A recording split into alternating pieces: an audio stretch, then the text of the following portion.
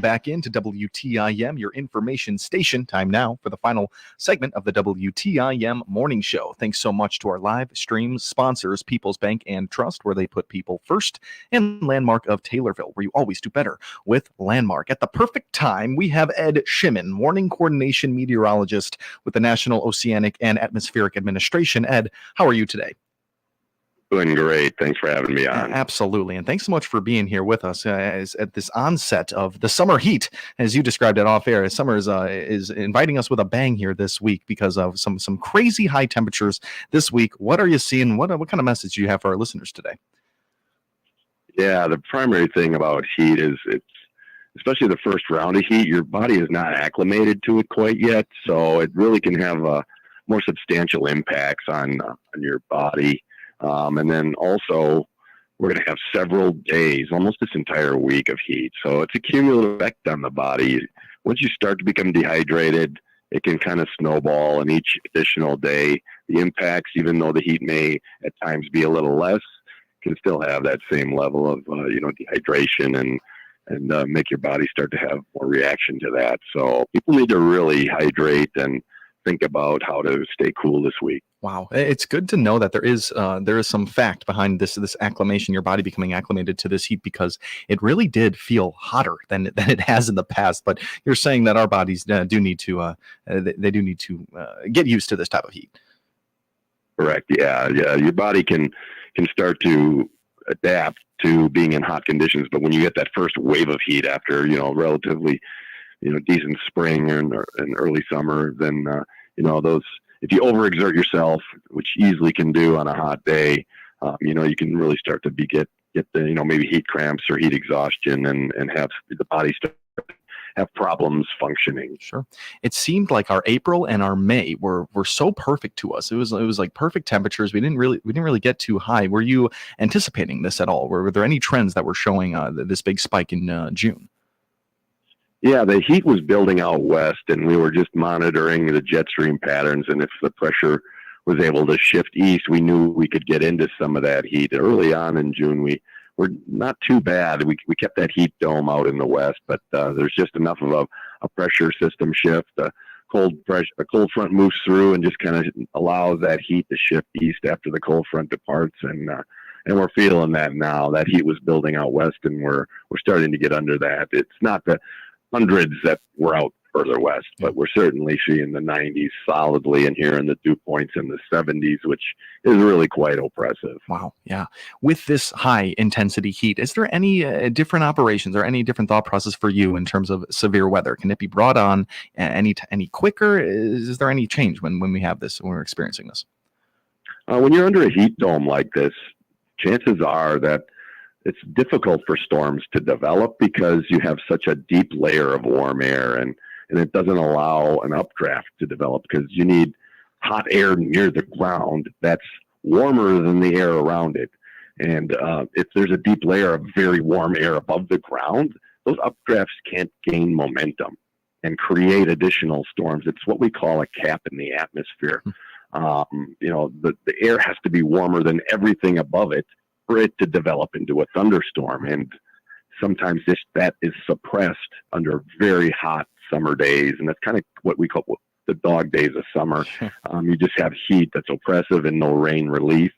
But if you get a cold front slamming into that hot of an air mass, then you really can trigger some serious storms. We're going to monitor when that next cold front comes blasting through this air mass, but We're not seeing it this week. Okay. Yeah, no, not this week at all. It seems pretty dry, other than a weird cell that might be moving by us a little bit later. Do you see anything in our precipitation later? Yeah, there's going to be some pop-up ones today.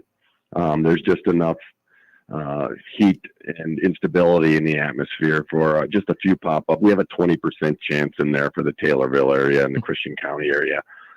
So like from between 1 and 5 in the afternoon, there could be a few that bubble up. Nothing's significant. And then tomorrow is going to be the same thing, although we have up to a 30% chance for some afternoon storms in terms of coverage across the area. Okay, great. No, it's really great to know there. Historically speaking, when we're talking this first surge of summer heat, how are we lining up this year in terms of the high temperatures? And are you seeing any trends maybe in the past 10 years? We get kind of a timeline there. Well, I know this year, June is definitely going to be pointing towards an above normal, month in terms of temperature. We're looking at quite a bit of heat already settling in across the area, and then the rest of the month looks above normal.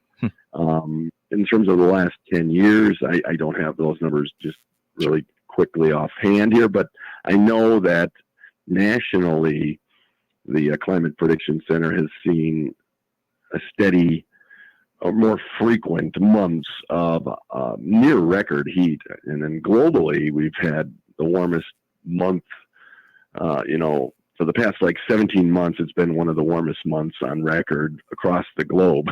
So the Earth is definitely overachieving when it comes to temperature in the last year, at least two almost.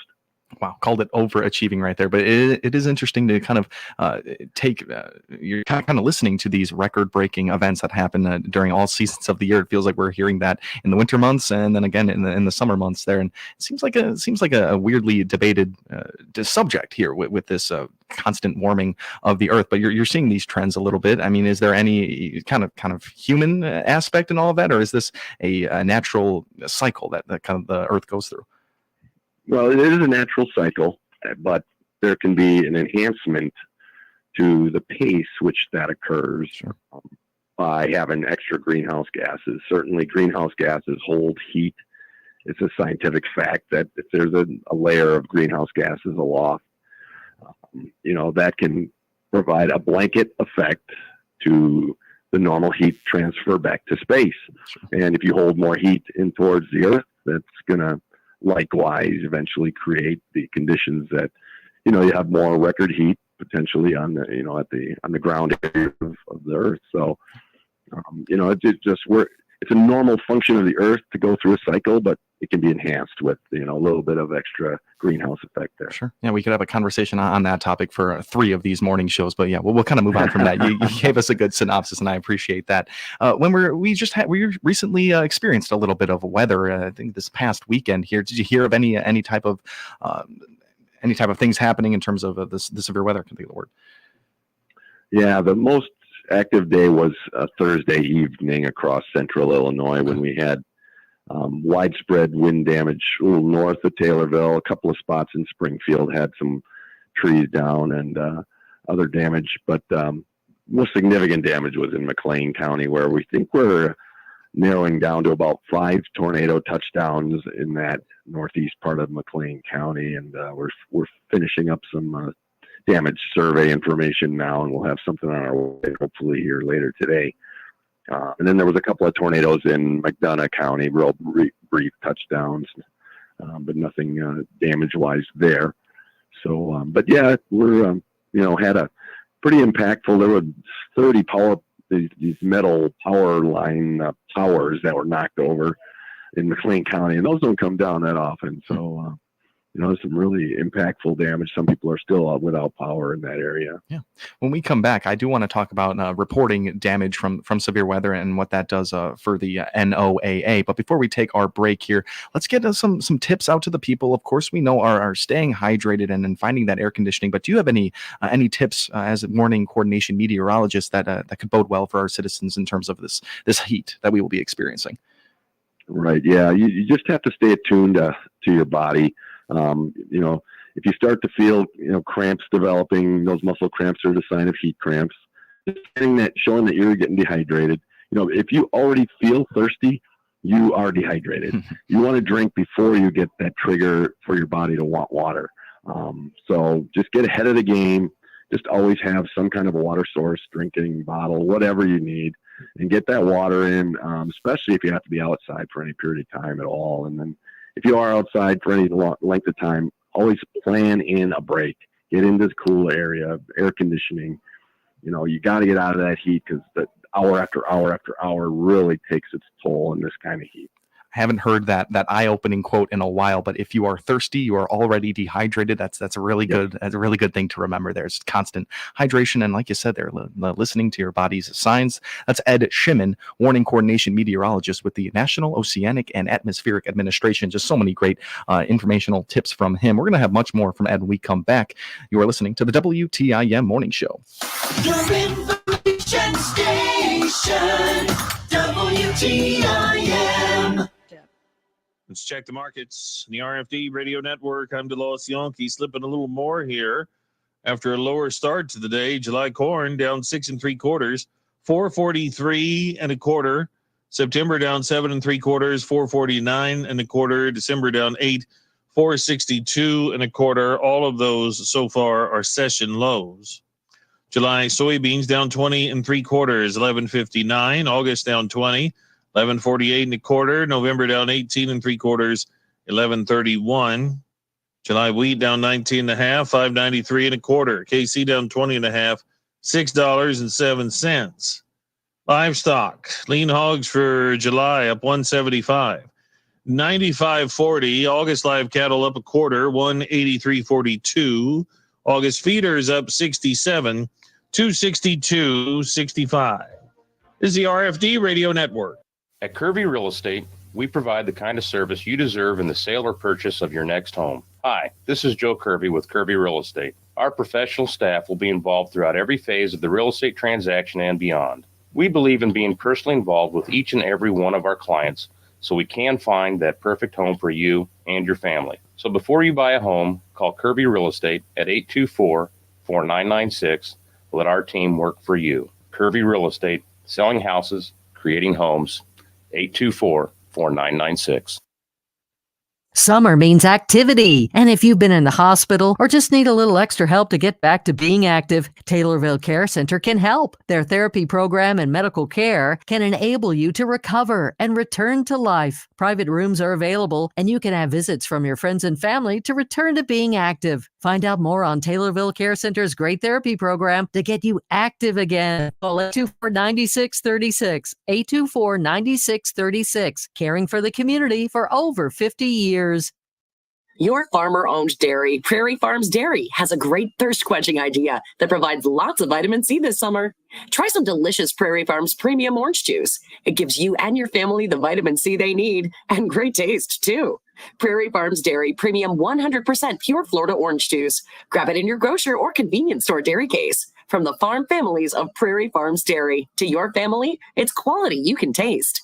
If you're like most people, finding extra money for your savings just doesn't happen. This is Leah Steckemeyer at People's Bank and Trust, and we have the solution you've been looking for. Sign up for our Save by Spending Roundup program, and we'll round up your purchases to the next dollar, then transfer that change to your savings account. It's as easy as shop, enjoy, and save. Start saving for the things you really want with our Save by Spending Roundup program. Call 888-PBT-1954 and let us put you and your savings first. People's Bank and Trust, member FDIC, equal housing lender. Your information station, WTIM. And welcome back to the WTIM Morning Show. We're talking with Ed Shimon right now, the warning coordination meteorologist with the National Oceanic and Atmospheric Administration. Thanks so much to our live stream sponsors, People's Bank and Trust, where they put people first, and Landmark of Taylorville, where you always do better with Landmark. We spoke with Ed that first half all about this heat that will be gracing central Illinois this week, all throughout the week. Some high intensity heat, about 100 degrees we can be getting up to in the midday. And we ended that first segment off there talking about knowing the signs and just how to avoid dehydration and some of those heat stroke, heat exhaustion signs. Ed, thank you again for coming in today. And can you expand on the stages of dehydration here? Sure, yeah. And when you sweat, you're losing not only water, the electrolytes, the salt in your body, and that creates an imbalance. So your body just continues to sweat more to try and cool itself. And when the heat is so high and the dew point is so high, the sweat doesn't leave your body as evaporation. And when that mechanism is taken away, that evaporation of water off your skin to cool you, then you start to really dehydrate because you sweat, and it doesn't evaporate. So you get to the point where heat cramps can develop. Okay. That's the first sign something is really happening to your body, heat related. And if you get a little bit further into that dehydration, then you can get into heat exhaustion, where you're actually weakness, tiredness. You actually almost feel cool and pale, clammy skin. Your heartbeat is kind of fast, weak pulse. Your heart can't do what it needs to do, and you get dizzy and nausea and vomiting. Heat exhaustion means you really have to just start to get fluids in your body and immediately move to a cooler area. If that doesn't happen, once you're at the heat exhaustion level and you continue to sweat, eventually your body will stop sweating, and that's when heat stroke is setting in. If your skin just becomes dry and you are under a heat condition, that means your body is shutting down. The organs, your skin is an organ, and the other organs inside your body can also start to shut down. And when you go into heat stroke, you can basically lose consciousness. 911 is an immediate call that you need to make when someone is starting to just shut down, and you got to get to a hospital immediately. And at that point, you don't want to give fluids. You want to make the hospital determined to get that intravenously. You don't want to put it into their stomach because they're just going to throw it right back up. So, there's just a lot of things that go wrong when you don't start taking action when you see the signs early on. You got to do that. This can pick up in terms of the speed you need to handle this when moving from exhaustion to heat stroke. There, you kind of mentioned that you can work your way out of exhaustion if you take the right steps, but you cannot play around with heat stroke. You mentioned there even hydrating in a normal way, drinking your water bottle after you think that you might be experiencing heat stroke. That might not even do the most to help you right there. So these are all really important to take action as soon as you can. When you mentioned the first sign there with heat cramps, is there a particular body part where these cramps typically crop up first, or can it be anything? It usually is in the larger muscle groups, the quads, or between your knee and hip. That one will start to cramp the first, or your calf.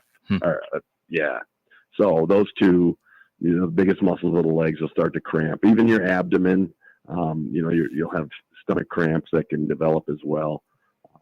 So if you ever have those cramps and you're like, I didn't, if you don't even normally get cramps, you're having them, that's because of the heat. You get them as sporting events, but, if you're just working around outside, it's from heat, if that's the case. Yeah, if you can't pinpoint why exactly you have those cramps, you didn't hit leg day the day before. Well, I did quads the other day. That's why. No, you gotta know those signs. Absolutely. Yep. So we're talking all about the heat, knowing the heat signs, heat cramps, heat exhaustion, and heat stroke here with Ed Shimon, warning coordination meteorologist. Ed, anything else to mention to the people out there when moving from that exhaustion to stroke there? It's a very eerie sign when you're moving into stroke there. When you're in hot conditions, you should be sweating, but you're not sweating. That's pretty much your body telling you you're out of the things to sweat out, and it's really going to the other places to try to get things going. Right. Yeah. Basically, your body temperature in that case is usually up to about 103 degrees, and then your skin is basically hot red and dry almost. Goodness. And you have a very rapid pulse. That's another one. If your pulse is really high, just get out of the heat immediately and start to take action. Absolutely. All right. Really, really great things to note there from Ed Shimon. And Ed, we're in our last 2 minutes here. I had a weird question for you, totally off topic, but you did mention it. And this is easily Googleable, but we got you here. What is dew point? You mentioned dew point a lot.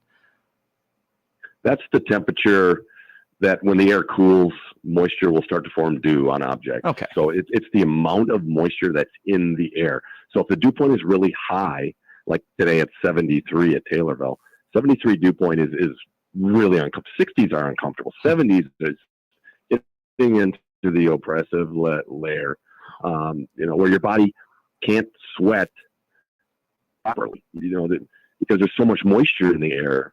And, when the temperature gets really high, you can't sweat because the air is already saturated in a sense, not completely saturated, but the heat is so high in the air, especially in the 70s, dew points in the 70s. So that's what it's telling you, how much moisture is in the air. Wow. Okay. Much better explanation than what Google would have done for me. Ed, I really appreciate all the things you've said to us today. Any final words for our listeners?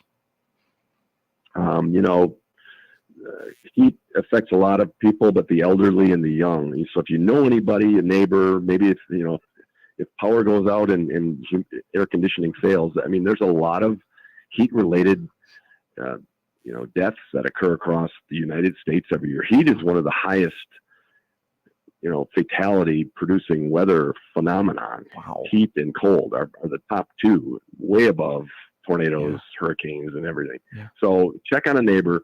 If power does go out, really check on people, because then they don't have the way to cool their residences and whatnot. So, Absolutely. make sure, pets as well. Don't leave them outside, give them water. There's just a wide range of responsibility. Heat is everywhere. You can't get out of it if you're outdoors. Obviously, you can go indoors, but heat is everywhere. So just make sure people may be susceptible, check in on them. Absolutely. Ed, thank you so much for coming in today. You bet. That was Ed Shimon, Warning Coordination Meteorologist with the National Oceanic and Atmospheric Administration. Just so many great things to hear from Ed Shimon there. This has been the WTIM Morning Show. Thank you all for listening. The Big 870 WTIM Assumption Taylorville, 96.1 W241 CF Taylorville, 107.5 W298 CD Shelbyville, 107.9 W300 EH Payne and Nokomis.